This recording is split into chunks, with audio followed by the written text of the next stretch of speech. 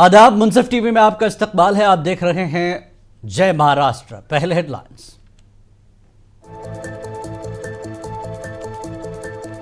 रियासती वक्फ बोर्ड के लिए जारी की गई 10 करोड़ रुपए की ग्रांट वापस लेने पर अपोजिशन का सख्त रद्दमल। मुसलमानों के साथ भोंडा मजाक दिया करार।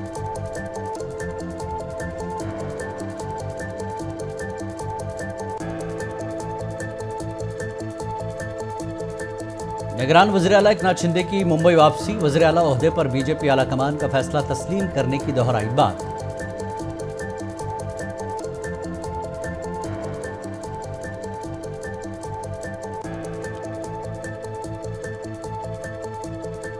आरएसएस सरबराह मोहन भागवत के आबादी बढ़ाने की बात पर सियासी लीडरों का शदीद रद्दमल। वसाइल के इंतजाम पर उठाए सवाल।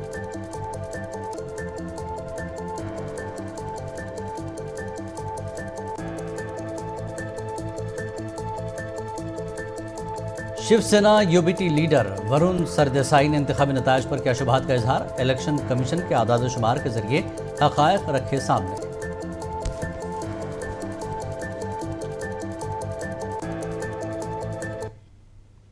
और खबर तफसील से, महाराष्ट्र हुकूमत ने रियासती वक्फ बोर्ड के लिए जारी की गई 10 करोड़ रुपए की ग्रांट को 24 घंटे के अंदर ये कहते हुए वापस ले लिया कि निगरान हुकूमत पहले से मंजूर शुदा फंड्स जारी नहीं कर सकती।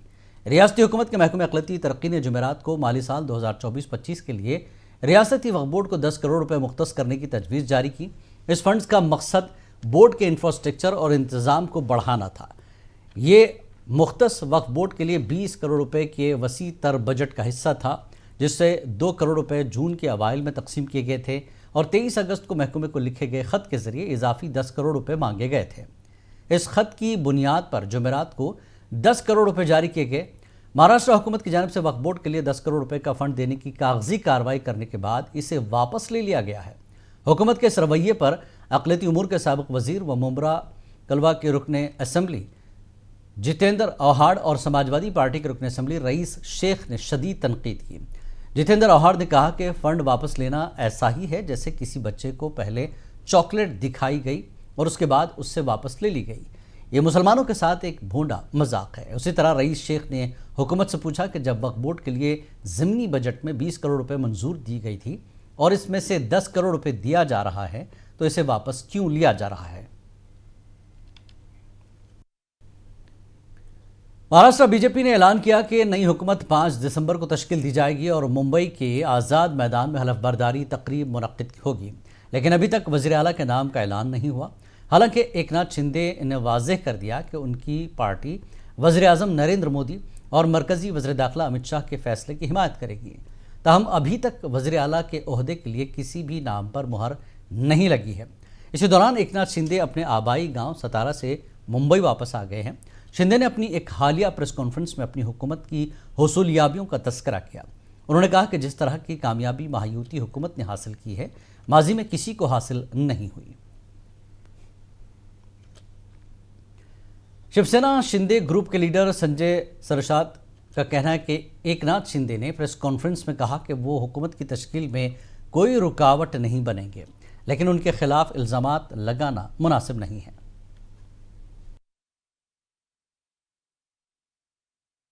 देखिए, शिंदे साहब ने प्रेस लेके सब दुनिया के सामने बता दिया है। अपनी महायुति की सरकार आई है, बहुत सारी मेजोरिटी आई है और किसी को अगर लगता होगा कि मैं उसमें रोड़ा हूँ या तो स्पीड ब्रेकर हूँ, तो मैं क्लियर कर देना चाहता हूँ, जो वरिष्ठ नेता निर्णय लेंगे वो हमें एक्सेप्ट है। हमारी कोई भी डिमांड नहीं है या तो हम किसी पद के लिए अड़े नहीं हैं। आबादी को लेकर आरएसएस सरबराह मोहन भागवत के बयान पर सियासत गर्मा गई है। अपोजिशन रहनुमाओं ने उनके बयान पर तनकीद की। शिवसेना उद्धव धड़े के रुकने पार्लियामेंट संजय राउत ने आरएसएस सरबराह को निशाना बनाया। इसके अलावा उन्होंने बीजेपी को भी घेरा है। संजय राउत ने कहा कि मोहन भागवत मुल्क की आबादी को लेकर बहुत फिक्रमंद हैं और वो आबादी को कितना बढ़ाना चाहते हैं, ये मशवरा बीजेपी के लोगों को दें। मोहन भागवत जी को देश के पॉपुलेशन के बारे में बहुत चिंता हो रही है। आज हमारी देश की पॉपुलेशन लगभग 150 करोड़ हो गई और कितनी पॉपुलेशन बढ़ाना चाहते हैं सर संघ चालक, और कितनी पॉपुलेशन बढ़ाना चाहते हैं आप बताइए। सबसे पहले ये जो सलाह है आपके बीजेपी के लोगों को दीजिए। एक जगह पर आपकी सरकार कॉमन सिविल कोड लाना चाहती है, कुटुंब कल्याण कुटुंब नियोजन की योजना चलाती है, मुसलमानों के बारे में 2 या 3 या जो बात करते हैं ना, ये उस बारे में बात करते हैं। और बीजेपी की जो पेरेंट बॉडी है, आरएसएस कहती है कि बच्चे बढ़ाओ, ये दोगली नीति है। कौन खतरे में है? हमारा देश खतरे में नहीं है, आप खतरे में, आप सब लोग खतरे में है। 150 एमआईएम के लीडर वारिस पठान का कहना है कि आरएसएस सरबराह मोहन भागवत के हालिया बयान पर अपना रद्दमल जाहिर किया। उन्होंने कहा कि मोहन भागवत आबादी बढ़ाने की बात तो कर रहे हैं, लेकिन क्या वसाइल का इंतजाम किया जा रहा है?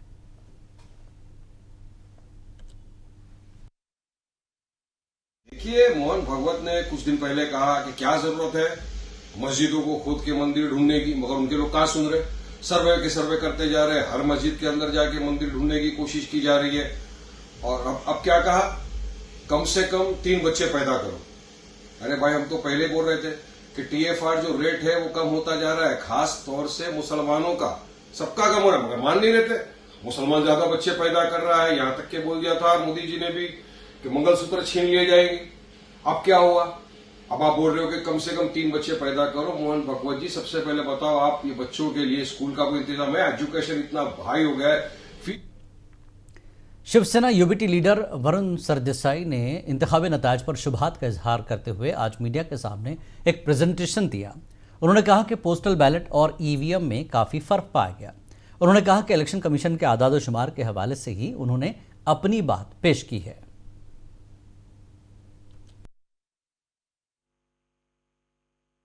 नहीं, मैंने अभी यही प्रेस कॉन्फ्रेंस में बताया है कि जो पोस्टल और ईवीएम के जो वोट काउंटिंग आया है, जो इलेक्शन कमीशन ने ही प्रसिद्ध किया है, उसमें बहुत बड़ी फ्लक्चुएशन है।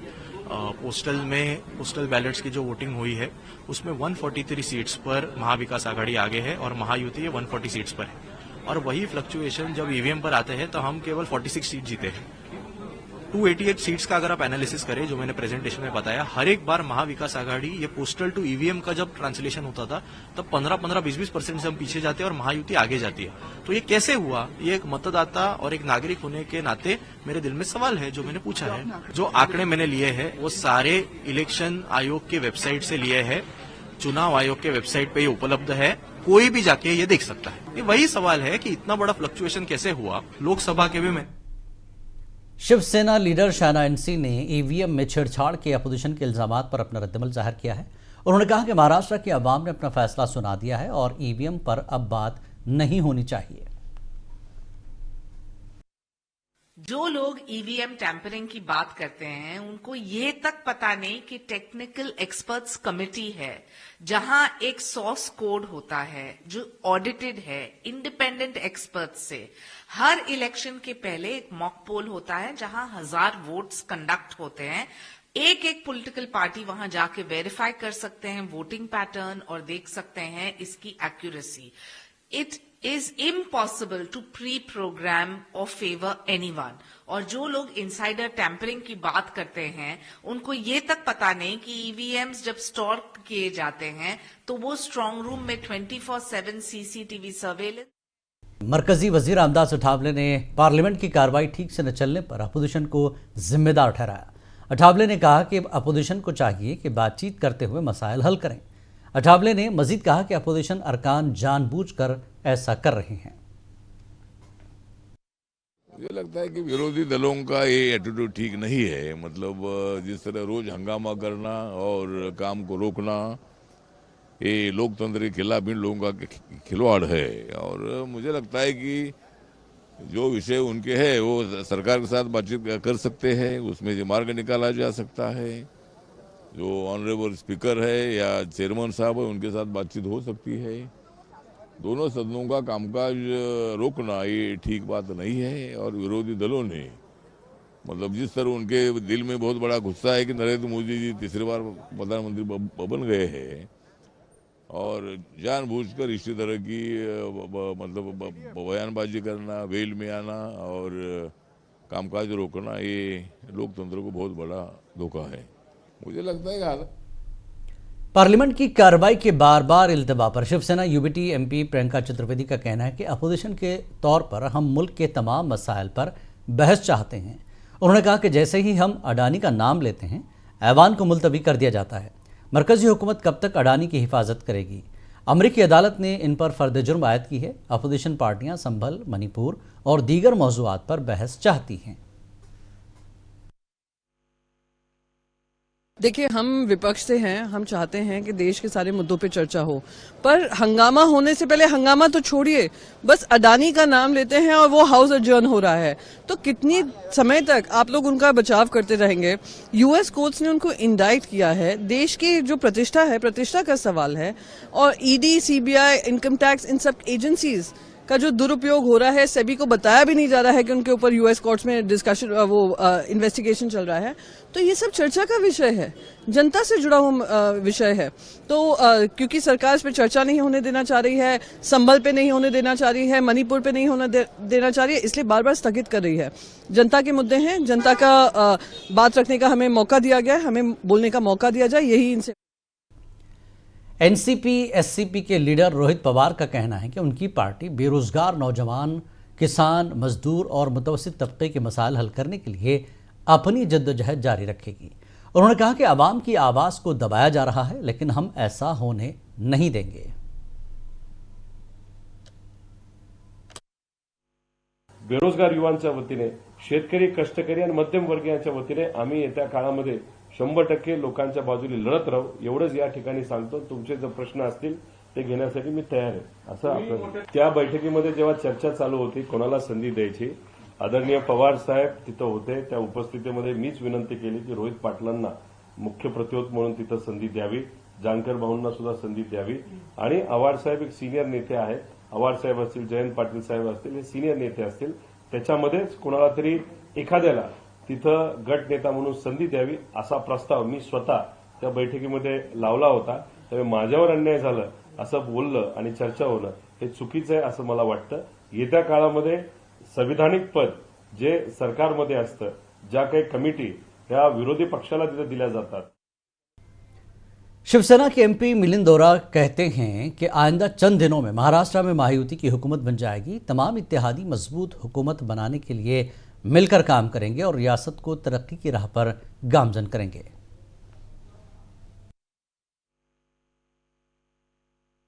I would like to inform the people of Maharashtra through you, firstly to thank them for giving the Mahayuti a decisive mandate and to assure them that the government will be formed in the next few days.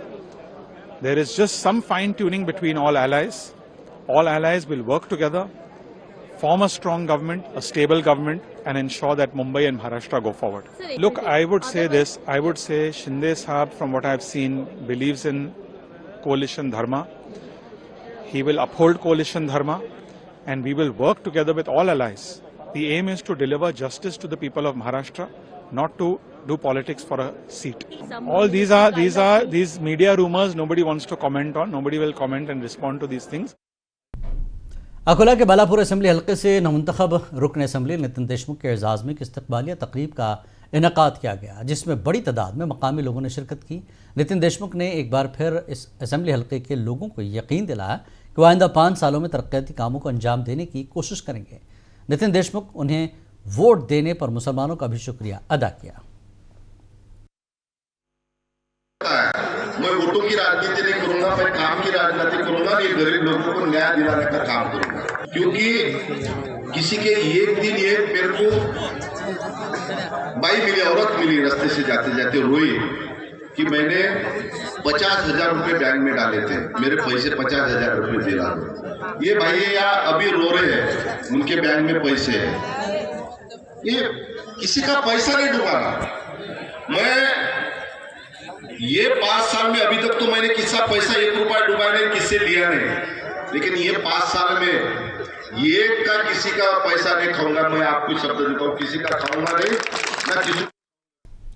Bharat में एक तरफ मसाजिद और दरगाहों के मसाइल उठाए जा रहे हैं और दूसरी तरफ बांग्लादेश में मंदिरों और हिंदुओं को निशाना बनाया जा रहा है, और ऐसा करना इस्लाम की तालीमात के भी खिलाफ है। ये बयान मालेगांव सेंट्रल के एमएलए मुफ्ती इस्माइल ने दिया है। उन्होंने हमारा दीन दूसरे मज़ाहिब की इबादतगाहों को निशाना बनाने की तालीम नहीं देता।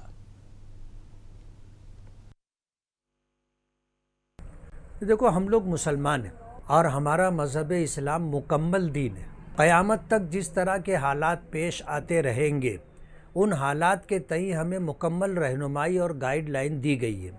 बांग्लादेश में अगर सूरत हाल ये है कि वहाँ मंदिरों पर हमले हो रहे हैं और हिंदू समाज के लोगों को तकलीफ़ दी जा रही है, मज़हब इस्लाम इसकी इजाज़त नहीं देता। कुरान करीम की तालीम है ला इकराहा फिद्दीन, कि दीन के मामले में कोई ज़ोर ज़बरदस्ती नहीं। कोई शख्स अगर हिंदू मज़हब, सनातन मज़हब को मानकर ज़िंदगी गुजारना चाहता है, उसे आज़ादी है। कुरान करीम में है लकुम दीनुकुम वलिय दीन, कि तुम्हारे लिए तुम्हारा दीन है, हमारे लिए हमारा दीन है। हम दीन के मामले में कोई ज़ोर ज़बरदस्ती नहीं करते। मुल्क में जो सूरत हाल है कि जो है लव जिहाद के नाम से कहो और धर्म परिवर्तन के नाम से कहो, हिंदुस्तान में तो ये सूरत हाल है। हमारा मज़हब इस्लाम इसकी इजाज़त नहीं देता कि किसी को ज़ोर ज़बरदस्ती मुसलमान बनाया जाए। बांग्लादेश में अगर मंदिरों पर हमला हो रहा है तो ये इस्लामी मुसलमानों के लिए जायज़ नहीं है कि वो मंदिरों पर हमला करें। मुसलमानों के लिए मज़हब इस्लाम इजाज़त नहीं देता कि किसी को ज़ोर ज़बरदस्ती मुसलमान बनाया जाए। कुरान करीम में है कि वलौला दफ़उल्लाहिन्नास बअज़हुम बिबाज़िन लहुद्दिमत सवामिअ व बियअ, कि अगर दुनिया में अल्लाह पाक की तरफ से ये निज़ाम नहीं होता कि अल्लाह ताला एक दूसरे को किसी न किसी हालात की वजह से रोकता है, अगर ये हद बंदी नहीं होती और पाबंदी नहीं होती तो कोई मस्जिद को मिसमार करता, कोई मंदिर को मिसमार करता, कोई। जालना में राहत सोशल ग्रुप के ज़ेर-एहतमाम मुस्लिम जोड़ों की इज्तिमाई शादियां कराई गई। ग्रुप की जानिब से पिछले 23 सालों से ये काम किया जा रहा है। अब तक 600 शादियां अंजाम दी जा चुकी हैं। इस मौके पर MP कल्याण काले, साबिक MLA कैलाश गुरंतियाल मौजूद थे और उन्होंने राहत सोशल ग्रुप के काम को सराहा और मुस्तकबिल में हर मुमकिन ताउन का यकीन दिलाया। इस दौरान मुख्तलिफ शोबों में अच्छी कारकर्दगी दिखाने वालों को भी एजाज से नवाजा गया। आज राहत सोशल ग्रुप जालना के जानिब से 23वीं इज्तिमाई शादियों का सामूहिक विवाह का इनेकाद किया गया है। मैं राहत सोशल ग्रुप जालना का संस्थापक सचिव लियाकत अली खान यासिर आज हमारे इस सामूहिक विवाह कार्यक्रम में 21 मुस्लिम जोड़ों को विवाहबद्ध किया गया है, रिश्ता अज़वाज से मुंसलक किया गया है। राहत सोशल ग्रुप जालना गुज़िश्ता 23 सालों से कामयाबी से मुस्लिम सामूहिक विवाह का कार्यक्रम आयोजित करती आ रही है। अभी तक के राहत सोशल ग्रुप जालना ने 600 से ज़्यादा मुस्लिम जोड़पों को जो है तो विवाहबद्ध किया है, रिश्ते अज़वाज से मुंसलिक किया है। राहत सोशल ग्रुप जालना के इस मुस्लिम सामूहिक विवाह कार्यक्रम के लिए जालना शहर के सभी समाज, जात, धर्म के लोगों का हमको पूरा मुकम्मल तौर पर सहकार रहता है, ताउन रहता है। नांदेड़ शहर में मकसूद बोधनकर सेवा भावी संस्था के ज़ेर एहतमाम कायम सदफ इंस्टीट्यूट गुज़श्ता 2 साल से ख़वातीन और लड़कियों को खुद कफ़ील बनाने के लिए मुख्तलिफ हुनर सिखा रहा है। अब तक 400 से ज़्यादा ख़वातीन और लड़कियाँ इस इदारे से मुस्तफ़ीद हो चुकी हैं। स्कूल कॉलेज को मिलने वाली तातीलात के दौरान हाल ही में इस इदारे की जानिब से अल्लाह पर ईमान के मौजू पर एक क्विज़ मुकाबला मुनक़िद किया गया, जिसमें 200 तलबा और तालिबात ने शिरकत की। इस मुकाबले में नुमाया कारकर्दगी दिखाने वाले तलबा को नक़द इनामात, असनाद, ट्रॉफियाँ और मेडल से नवाजा गया। असनाद की तकसीम के लिए जलसे तहनीत का इनेकाद किया गया। जलसे में कसीर तादाद में ख़वातीन और तालिबात ने शिरकत की। 17 नवंबर को यहाँ पर क्विज मुनक़िद किया गया था, जो बहुत ही अच्छा रहा। मेरा उसमें एक्सपीरियंस बहुत अच्छा रहा। लास्ट ईयर भी मैं टॉप 10 की फर्स्ट थी और इस साल भी अल्हम्दुलिल्लाह अल्लाह की फजल करम से मैं अभी भी फर्स्ट रैंक पर आई हूँ और मैं अल्लाह का शुक्रगुजार हूँ। मैं अल्लाह की शुक्रगुजार हूँ कि उसने मुझे इस मुकाम तक पहुँचाया। यहाँ के लोगों ने बहुत अच्छे से सब कुछ मैनेज किया, बहुत अच्छे से इसके क्लासेस लिए वो लोगों ने, और 17 नवंबर से अभी तक का सफ़र बहुत अच्छा रहा। मैं बहुत शुक्रगुजार हूँ इन लोगों की, उन्होंने मुझे बहुत अच्छा मौका दिया। मैं BSc फर्स्ट ईयर की स्टूडेंट हूँ। मैंने भी इस प्रोग्राम में, इस एग्ज़ाम में हिस्सा लिया था जो 17 नवंबर को मुनक़िद हुआ था। आज इसका नताइज सामने आए जिसमें मैं फर्स्ट रैंक से कामयाब हुई हूँ। मैं अपने अल्लाह ताला का शुक्र अदा करती हूँ और अपने असातिज़ा इकराम खनसा बाजी और सलमा बाजी का भी शुक्रिया अदा करती हूँ, जिसने बहुत अच्छे से हमें इस किताब के बारे में पढ़ाया और समझाया भी, जो कि पेपर जो था बहुत टफ था, वो उनकी वजह से मेरा पेपर आसान गया और मैं अपने वालिदैन का भी शुक्रिया अदा करती हूँ। बांग्लादेश में हिंदू बिरादरी पर होने वाली नाइंसाफियों, जुल्म और ज्यादतियों के खिलाफ आज औरंगाबाद के क्रांति चौक पर एहतजाजी मुजाहरा किया गया। इस मौके पर बांग्लादेश की हुकूमत के खिलाफ नारेबाजी की गई और अक़लियतों के तहफ़्फ़ुज़ का मुतालबा किया गया।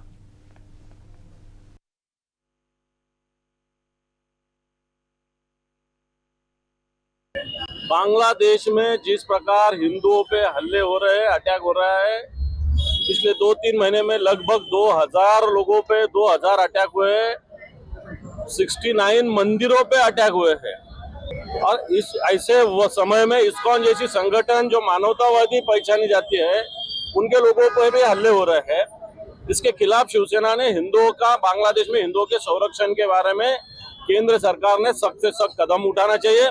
सिर्फ अकेले शेख हसीना का संरक्षण नहीं करना चाहिए, बांग्लादेशी हिंदुओं का भी संरक्षण करने के लिए केंद्र सरकार ने बांग्लादेश को, क्योंकि बांग्लादेश इतना सा देश है, अगर हिंदुस्तान ने आग भी उठाया तो बांग्लादेश गुपचुप बैठ सकता है।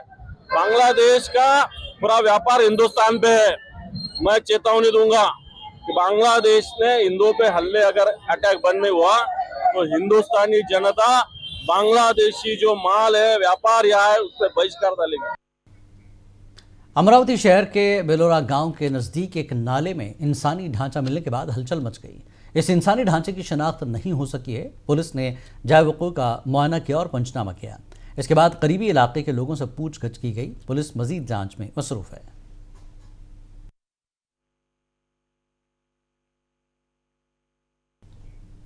जय महाराष्ट्र में फिलहाल इतना ही। आदाब।